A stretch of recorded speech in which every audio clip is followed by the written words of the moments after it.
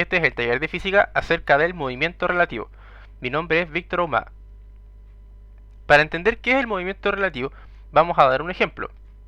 Supongamos que tenemos un tren, en donde está un maquinista que tiene a su disposición una serie de controles. Dentro de todos esos controles se encuentra un aparatito que se llama velocímetro y que tiene una aguja que deflecta según sea la rapidez del tren. Supongamos que el aparato este nos está indicando 100 km por hora. Al igual que los autos, por ejemplo, que también tienen un velocímetro. Y se encuentra viajando en la dirección de izquierda a derecha. Entonces la pregunta que yo les hago es, ¿cuál es la rapidez del tren?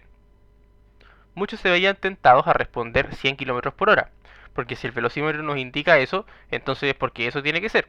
Pero la verdad es que no. La rapidez de este tren es relativa y depende de quién sea el observador que se encuentra mirando. Por ejemplo, ¿qué pasa si tenemos un observador detenido? Es decir, que su rapidez es cero, detenido a un costado y simplemente ve al tren pasar, por ejemplo en el andén de una estación. Entonces efectivamente la rapidez con que este observador percibe el tren es de 100 km por hora.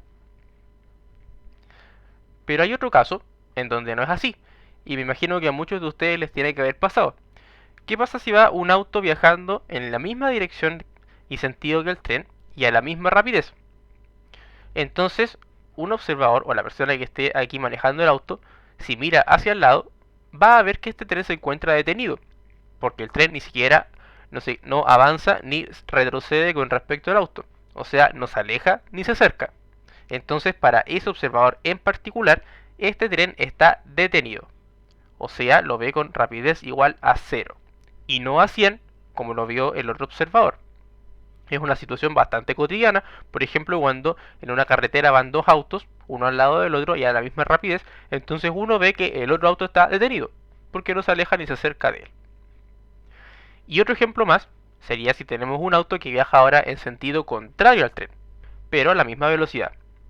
Entonces la persona que se encuentra aquí adentro manejando va a ver que el tren se acerca con una rapidez mucho más grande que los 100 km por hora. De hecho, mucho más grande que si la persona simplemente estuviera detenida. Por ejemplo, si está detenida esperando que llegue el tren, lo ve a 100 km por hora. Pero si además está sobre ese auto y ese auto se acerca al tren, la rapidez aumenta. De hecho, la rapidez con la que lo percibe es 200. Y ya lo vamos a comprobar en unos instantes más cuando lleguemos a ver cuál es la fórmula que relaciona este movimiento. Entonces la respuesta es que la rapidez de este tren depende. Depende de la persona que lo esté observando. Y es más dramático aún porque si uno piensa que este tren tiene esa rapidez de 100 km por hora, entonces uno se da cuenta que tiene además muchos otros movimientos. Por ejemplo, este tren también está rotando junto a la Tierra, que tiene un periodo de rotación de 24 horas. Entonces, aparte de sus 100 km por hora, tiene este movimiento circular. Y más aún, también se está trasladando con la Tierra alrededor del Sol. Es decir, tiene un movimiento de traslación además que de rotación. Y sumado a eso, los 100 km por hora. Y más dramático todavía, si pensamos que estamos inmersos en una galaxia, en uno de los brazos de la galaxia, y estamos rodando en torno al centro de la galaxia. Entonces, otro movimiento más. Y finalmente, tenemos que pensar que las galaxias interactúan unas con otras. Entonces, nuestro tren, que está en la galaxia que nos pertenece a nosotros, la Vía Láctea, está interactuando con otras galaxias y están rotando unas con otras, o están rotando en torno a algún centro, etc. Entonces, a esos 100 km por hora que nos indicaba el velocímetro, tenemos que sumarle un montón de otros movimientos y otras velocidades que son muchísimo más grandes que 100 km por hora. Entonces el movimiento o la rapidez final de ese tren es una cuestión pero sumamente complicada de calcular y depende de qué persona lo esté mirando, si está en otra galaxia, si está en nuestro planeta, si está en otro planeta, si está moviendo, si está detenido, etc. Entonces la rapidez de ese tren depende de quién lo esté observando. Y para ya aplicar matemática a lo que hemos estado conversando hasta el momento, vamos a dar la fórmula de este movimiento. Y la fórmula dice más o menos así. La rapidez o la velocidad de un móvil con respecto a un observador tal es igual a la velocidad del móvil menos la velocidad del observador. Y para ver cómo se aplica, vamos a considerar el mismo ejemplo que dimos en un comienzo.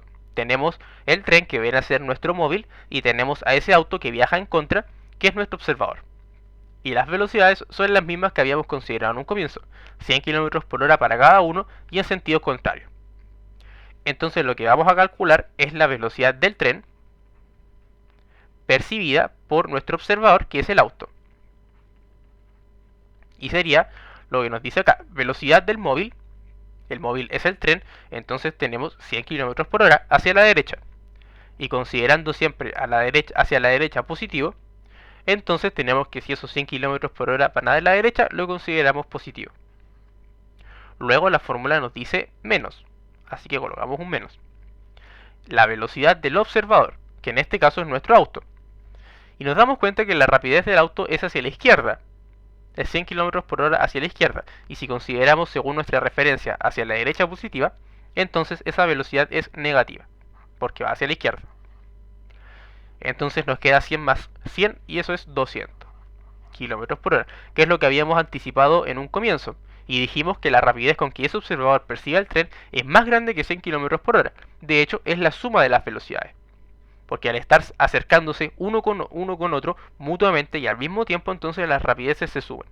Y la persona que esté aquí en el auto percibe que el tren se acerca mucho más rápido que si esa persona estuviera quieta. Veamos un segundo ejemplo, que también lo habíamos dado en un comienzo. Tenemos el tren nuevamente, que es el móvil, y ahora tenemos este auto que va paralelo al tren y es nuestro observador. Las rapideces nuevamente son las mismas que vimos en un comienzo. El tren a 100 km por hora a la derecha y el auto también a 100 km por hora a la derecha. ¿Y qué habíamos dicho en un comienzo?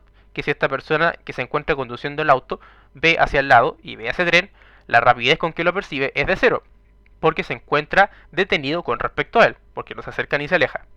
Y vamos a comprobar eso con la fórmula. Entonces, la velocidad del tren percibida o con respecto a el auto va a ser igual a, consideremos nuevamente a la derecha positiva, la velocidad del móvil, que es el tren, 100 km por hora, positivo porque va a la derecha, menos, colocamos un menos, la velocidad del observador. ¿Cuál es la velocidad del observador? 100 km por hora a la derecha también, entonces lo consideramos positivo. Y 100 menos 100 es 0. Entonces la rapidez percibida, la rapidez del tren percibida por este observador es de 0, que es lo que nosotros ya habíamos anticipado solamente conceptualmente, solamente pensando un poco qué pasa cuando van los dos paralelos y con la misma rapidez. Entonces la conclusión de este tema es que el movimiento es relativo y la rapidez también, depende del observador que lo esté mirando.